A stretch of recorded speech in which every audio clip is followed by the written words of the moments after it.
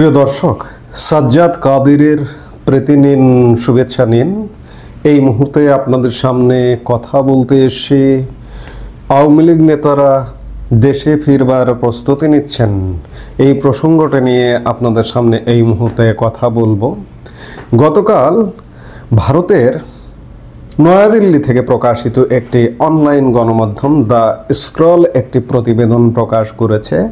সেই প্রতিবেদনে দুজন আওয়ামী লীগ নেতার সাক্ষাৎকারের ভিত্তিতে প্রতিবেদনটিতে বলা হয়েছে যে আওয়ামী লীগ নেতারা 2026 সালের ফেব্রুয়ারির প্রথমার্ধে ডক্টর ইউনূস যে নির্বাচনের ডেডলাইন ঘোষণা করেছে তার আগেই, কেউ কেউ বলছেন যে ডিসেম্বরের মধ্যে আওয়ামী লীগ নেতারা দেশে ফেরবার প্রস্তুতি নিচ্ছেন। আসলেই কি তাই? দেশে আওয়ামী লীগ নেতাদের প্রতিনিয়ত গ্রেপ্তার করা হচ্ছে। গতকালকেও আওয়ামী লীগের একজন এমপি নড়াইল থেকে নির্বাচিত সংসদ সদস্য কবিরুল হক মুক্তি, তার আগের দিন বা গতকালকের আগের রাতে ছাত্রলীগের সাবেক সাধারণ সম্পাদক অজয়কর খোকনকে গ্রেপ্তার করা হয়েছে। কিংবা গতকালকে রাজধানীর ফার্ম গেটে আওয়ামী লীগের এক বিশাল মিছিল অনুষ্ঠিত হয়েছে। সেই মিছিল থেকে বলা হচ্ছে বিভিন্ন সূত্র থেকে যে কয়েক শত গ্রেপ্তার করা হয়েছে। সেই পর্যায়ে আওয়ামী লীগ নেতারা দেশে ফিরতে চাইছেন, এটি কি যুক্তিযুক্ত? আওয়ামী লীগ নেতাদেরই ভাষ্য, এই দ্য স্ক্রলের প্রতিবেদনে আওয়ামী লীগের সাবেক সংসদ সদস্য হাবিবে মিল্লাতের সাক্ষাৎকার নিয়েছে স্ক্রল, এবং আওয়ামী লীগের সাবেক সংসদ সদস্য এবং সাংগঠনিক সম্পাদক শফিউল আলম চৌধুরী নাদেলের সাক্ষাৎকার নিয়েছে। হাবিবে মিল্লাত বিশেষ করে বলেছেন যে আগামী ফেব্রুয়ারি নির্বাচনের যে ডেডলাইন তার আগেই আওয়ামী লীগ নেতারা দেশে ফিরবার প্রস্তুতি নিচ্ছেন। এটা সত্য, এটাই হওয়া উচিত, এটাই যুক্তিযুক্ত। আর আওয়ামী লীগ নেতারা বা কর্মীরা কতটা দেশের বাইরে আছে সেটা নিয়ে যথেষ্ট প্রশ্ন আছে। এই সাক্ষাৎকারেও আওয়ামী লীগ নেতারাই বলেছেন যে ভারতে সর্বোচ্চ 1000 নেতাকর্মী আছেন, এবং পৃথিবীর বিভিন্ন দেশে কতটুকু আছে, কত সংখ্যা আছে যারা বাংলাদেশ রিলেটেড, যারা বাংলাদেশের রাজনীতি করেন, যারা প্রবাসী আওয়ামী লীগেরা, তাদের কথা ভিন্ন। গতকালকে একজন পুলিশ কর্মকর্তাও বলেছেন যে 1% মানুষও দেশের বাহিরে নেই, আওয়ামী লীগের সবাই বাংলাদেশেই আছে। তো সেই জায়গা থেকে আওয়ামী লীগ নেতারা দেশে ফিরবেন, যারা বিদেশে আছে তারাও দেশে ফিরবেন, এটাই স্বাভাবিক। কিছুদিন আগে আপনারা জানেন যে গোপালগঞ্জে একটা ব্যাপক সহিংস ঘটনা ঘটেছিল। আওয়ামী লীগ নেতাদের হত্যা করা হয়েছিল সরকারি বাহিনী দ্বারা, সরকারি পৃষ্ঠপোষকতায়। সে সময় বিভিন্ন সূত্রের বরাত দিয়ে জানা গিয়েছিল যে আওয়ামী লীগ প্রধান, সাবেক প্রধানমন্ত্রী শেখ হাসিনাও সেই সময়ে তিনি সিদ্ধান্ত নিয়েছিলেন তিনি দেশে ফিরবেন, কিন্তু ভারত সরকারের পরামর্শে তিনি সেই সিদ্ধান্ত থেকে সরে আসেন। তিনি স্বাভাবিকভাবে তার জন্মভূমি, তার পিতৃভূমি গোপালগঞ্জের মাটি রক্তে রঞ্জিত হয়েছিল, স্বাভাবিকভাবে ইমোশনাল হয়ে গিয়েছিলেন, আবেগপ্রবণ হয়ে তিনি হয়তো ভেবেছিলেন যে আমি দেশে ফিরবো, দেখি আমাকে কে কি করে। সেই সিদ্ধান্তে তিনি এসেছিলেন, কিন্তু সেখান থেকে সাময়িকভাবে তিনি পিছিয়ে গেছেন। কিন্তু তিনি দেশে আসবেন, তিনি দেশে ফিরবেন। তিনি যদি দেশে ফেরেন তাহলে কি হবে? তাহলে বাংলাদেশে একটা লঙ্কা কাণ্ড ঘটে যাবে, যে তাতে কোনো সন্দেহ নাই। আমি আমার জায়গা থেকে, আমি আমার ক্ষুদ্র জ্ঞানে যেটি বুঝি, যে আওয়ামী লীগের আসলে নেতাকর্মী বাংলাদেশেই আছেন, সবাই, অলমোস্ট সবাই।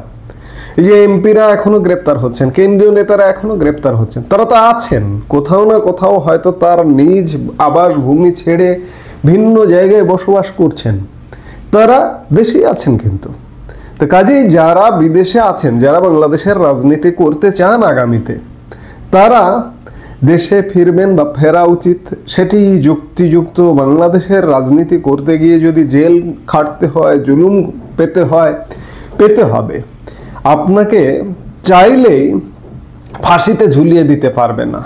আপনারা তো দেখলেন জামাতের একজন ফাঁসির আসামিও কিন্তু ইউনূস সরকার দ্বারা মুক্তি পেয়েছেন, কিংবা যাবজ্জীবন দণ্ডপ্রাপ্ত বিএনপির সাবেক স্বরাষ্ট্র প্রতিমন্ত্রী লুৎফুজ্জামান বাবরও কিন্তু যাবজ্জীবন সাজাপ্রাপ্ত আসামি ছিলেন। তিনি কিন্তু এখন মুক্ত বাতাসে ঘুরে বেড়াচ্ছেন। জেল জুলুম হবে, আর রাজনীতি করতে হলে জেল জুলুম আপনাদের ভোগ করতে হবে। তাই আওয়ামী লীগ নেতারা যদি সিদ্ধান্ত নিয়ে থাকেন যে তারা দেশে ফিরবেন, সেটি বাংলাদেশের রাজনীতির জন্য আমি বলবো মঙ্গল, রাজনীতির জন্য যুক্তিযুক্ত। আমি ভারতীয় গণমাধ্যম দ্য স্ক্রলের রিপোর্টের ভিত্তিতে দুই একটা কথা বলে আমার আলাপটা শেষ করতে চাই। আমি আগেই বলেছি যে হাবিবে মিল্লাত এবং শফিউল আলম চৌধুরী নাদেলের সাক্ষাৎকারের ভিত্তিতে রিপোর্টটি করা হয়েছে। হাবিবে মিল্লাত মাথা ঝাঁকিয়ে বিরক্তির সঙ্গে হাত মুখে তুললেন। তিনি স্মরণ করলেন কিভাবে 2024 সালের অক্টোবরে ছাত্র বিপ্লব ঢাকা জুড়ে ছড়িয়ে পড়ার পর পালিয়ে যেতে হয়েছিল। আওয়ামী লীগের 59 বছর বয়সী এই সাবেক এমপি বলেন, ঢাকায় লুকিয়ে থাকার সময় আমি 7 সপ্তাহ সূর্যের আলো দেখিনি।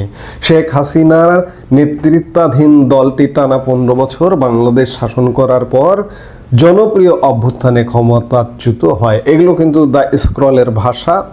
ভারতের অনলাইন স্ক্রল এ নিয়ে একটি দীর্ঘ প্রতিবেদন প্রকাশ করেছে।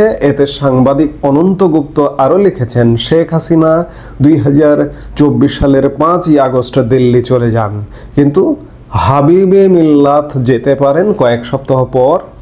গাড়ি, মোটরসাইকেল আর পায়ে হেঁটে তার কলকাতা পৌঁছাতে লেগেছিল 22 ঘন্টা। হৃদরোগ বিশেষজ্ঞ হাবিবে মিল্লাত তিনি বলেন, এখানে এসে আমাকে 4 রাত মাটিতে শুয়ে থাকতে হয়েছিল, কারণ আমার কাছে কোনো টাকা ছিল না।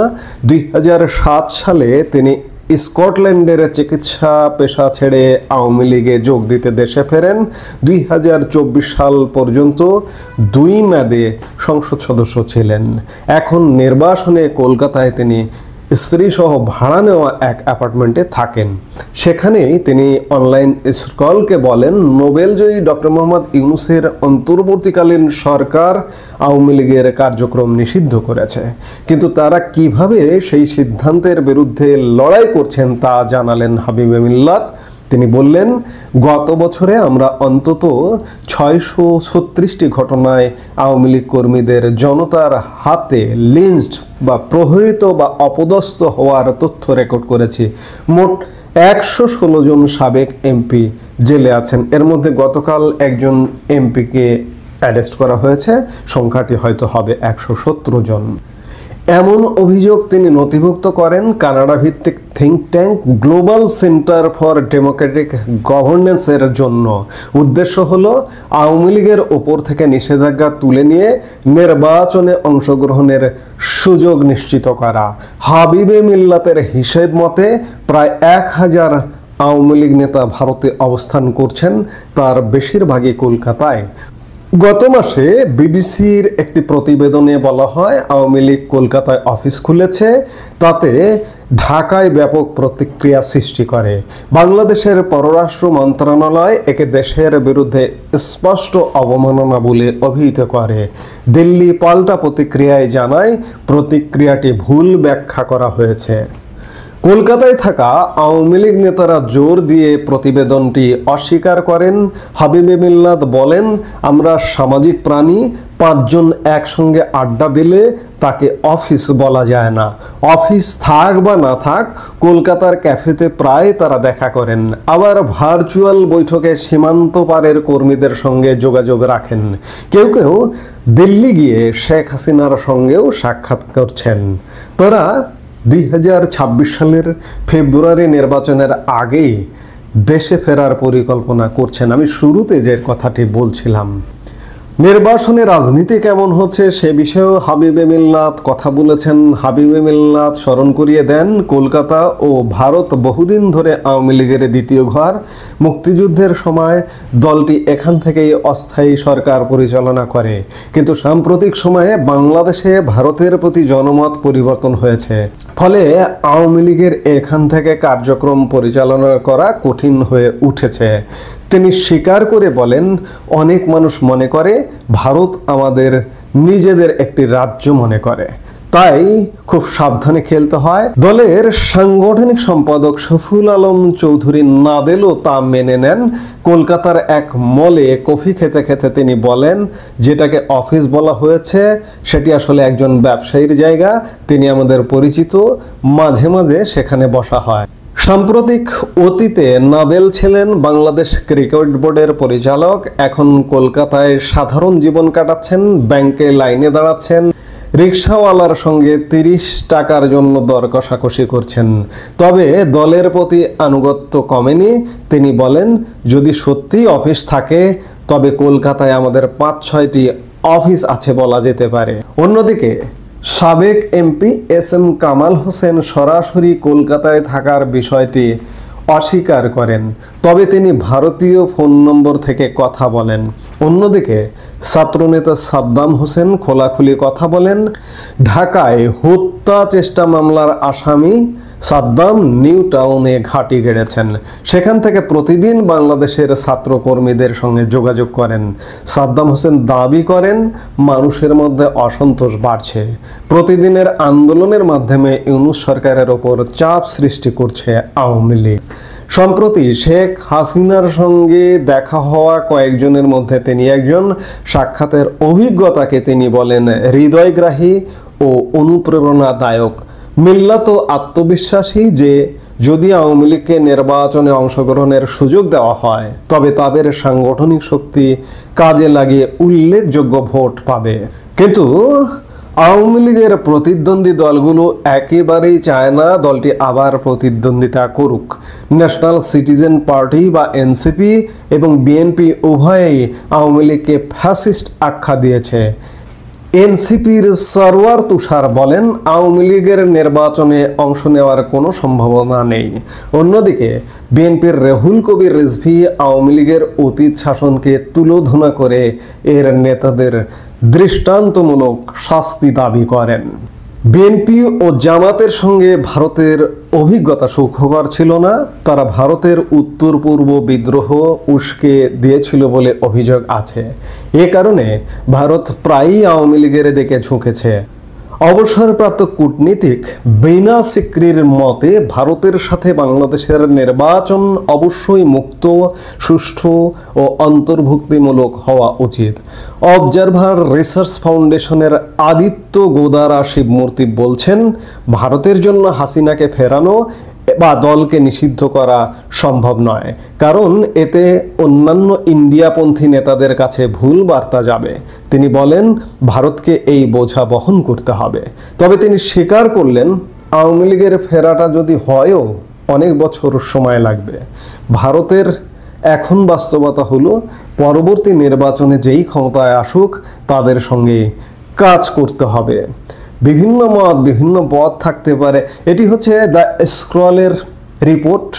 স্ক্রল এইভাবে ব্যাখ্যা করেছে, আওয়ামী লীগ নেতাদের সাথে কথা বলেছে, এনসিপির একজন নেতার সঙ্গে কথা বলেছে, বিএনপির নেতার সঙ্গে কথা বলেছে। তবে আওয়ামী লীগ ফিরবে, আওয়ামী লীগ ফিরতে হবে বিভিন্ন আলামতে সুস্পষ্ট। আমি শুরুতেই আলাপ করেছি যে এমনকি সাবেক প্রধানমন্ত্রী শেখ হাসিনা পর্যন্ত দেশে ফেরবার মনস্থ করেছিলেন একবার, কিন্তু সেখান থেকে তিনি পিছিয়ে এসছেন। সামনে তিনি দেশে ফিরতে চাইবেন বা ফেরবার চেষ্টা করবেন, অবশ্যই ফিরবেন, যেহেতু তিনি বাংলাদেশের রাজনীতি করেন। তিনি তো আর আজীবনের জন্য বিদেশে যাবেন না, প্রবাসে যাবেন না। এখন দেখার বিষয় যে আওয়ামী লীগ আসলে কি করে। এই বছর আমি বিভিন্ন ভিডিওতে বলেছি, আবারও বলছি যে এই বছরই বাংলাদেশের রাজনীতির সিনারিও একটা পরিবর্তন হবে। আওয়ামী লীগ রাজনীতিতে এই বছরই ফিরবে। স্ক্রল রিপোর্ট করলো না কে রিপোর্ট করলো, আমার কাছেও তো নিশ্চয়ই বিভিন্ন তথ্য উপাত্ত বিভিন্ন জায়গা থেকে আমরা পাই। সেই জায়গা থেকে বলছি যে এই বছরই, এই ডিসেম্বরের মধ্যেই বাংলাদেশে আওয়ামী লীগ রাজনীতিতে ফিরবে। সেটা হানাহানি হোক, অন্যরা আওয়ামী লীগের সাথে হানাহানি করতে আসুক, মারামারি করতে আসুক, যেটাই হোক না কেন, যে কোনো কিছুর বিনিময়ে আওয়ামী লীগ এ বছরে রাজনীতিতে ফিরবে। এই মুহূর্তে এ পর্যন্তই। সবাই ভালো থাকুন, সুস্থ থাকুন। আমাদের ভিডিওগুলো নিয়মিত পেতে সাবস্ক্রাইব করুন Sajjad Kadir and the legends YouTube channel এবং লাইক, কমেন্ট, শেয়ার করে সাথে থাকুন।